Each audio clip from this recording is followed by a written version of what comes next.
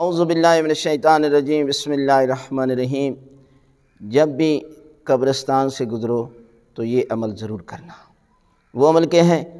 جب بھی قبرستان پر نظر پڑے تو آپ ایک دفعہ سورہ الحمد اور 3 دفعہ سورہ توحید کی تلاوت کریں، اور اس کے بعد ان جو مومنین اور مومنات جو ہیں وہ قبرستان میں دفن ہیں ان کے لیے دعا کریں، تو پروردگار ان کے نامہ اعمال میں 2 قرآن مجید کا ثواب لکھے گا، اور اس کے بدلے میں پروردگار اس شخص کی تمام حاجتیں، تمام دعائیں اور پروردگار کی رحمت نازل ہوگی۔